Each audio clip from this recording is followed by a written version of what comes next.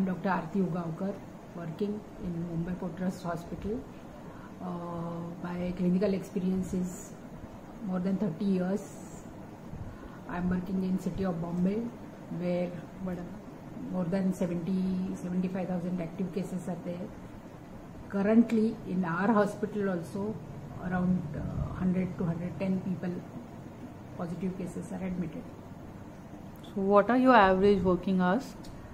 Our average working hours are around 6 hours daily. Okay. So what do you think the citizens of Mumbai can do, or what measures they can take so that it will make easier for the doctors? They should follow the guidelines issued by government from time to time, like social distancing, using masks, cleaning hands frequently, and not to go out for unnecessary Activities. laundering. And how do you think the road tractors can help you fight this pandemic? Like what activities they can undertake? Protractors can help in creating awareness regarding the illness and by explaining people and counseling them regarding not a very serious illness, but they have to take care. Okay, so is government helping you by providing the required materials and supplies? And what all provisions do you expect or require from the government right now? Yes, currently we are getting PPEs, we are getting sanitizers and medicines, everything at the hospital. So you do not expect anything other provisions from the government? No. Thank you, doctor. Thank you. Namaskar.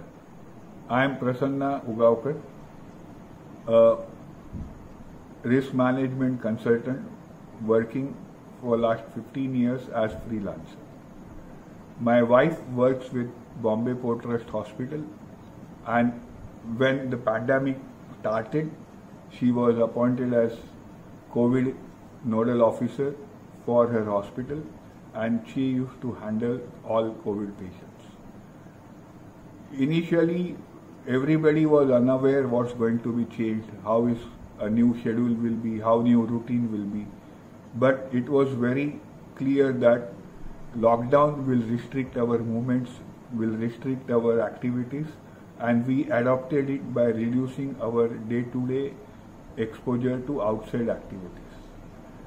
We had planned all our activities, and once we used to go once in a week or once in 3-4 days to purchase daily necessities, and we have carefully chosen the areas where there will not be a crowd. Another issue is very important was the social distancing even during initial lockdowns, wearing masks, sanitization, and we took all those precautions to keep ourselves away because we had an extra factor of risk that one of our family member was working closely with COVID patients. They certainly used to have all those precautions such as personal protection kits, hand sanitization, taking bath and all those after coming to or before going to join duties. So all that has kept us away from the infection.